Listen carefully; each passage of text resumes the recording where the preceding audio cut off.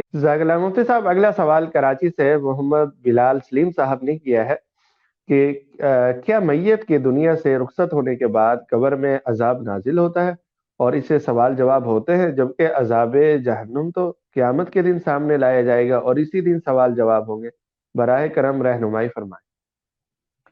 اصل میں قبر کا نام عالم برزخ ہے، عالم قیامت نہیں ہے۔ یہ گویا دنیا سے آڑ ہے، اور آخر جو زندگی ہے عالم قیامت، اس بیچ کے درمیان میں ہے یہ دائرہ۔ تو اس لیے اس میں وہ حساب و کتاب کا مکمل عمل نہیں ہوگا۔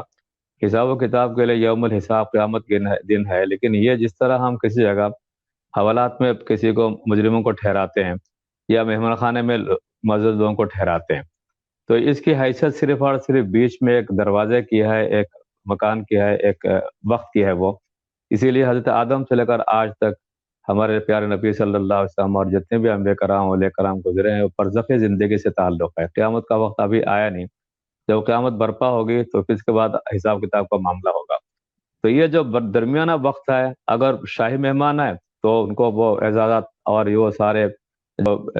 سول ہو یا قومی ہو یا جس سرکاری ہو، اللہ کی طرف سے وہ سارے اعزازات ملیں گے۔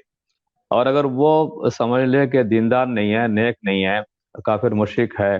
یا پھر مسلمان ہے لیکن بدعمل ہے، تو اس میں اس سے دو چار ہونا پڑے گا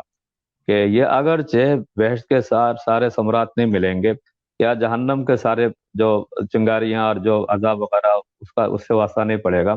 لیکن یہ وقت اس طرح گزرے گا، نیک انسان ہے تو اثرات ملیں گے نیکیوں کے،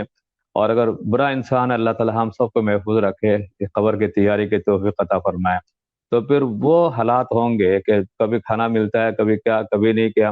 اور اس کے ساتھ کوئی اچھا سلوک نہیں ہوگا، اس لیے کہ وہ اللہ کا خاص پیارا بندہ نہیں بن سکا۔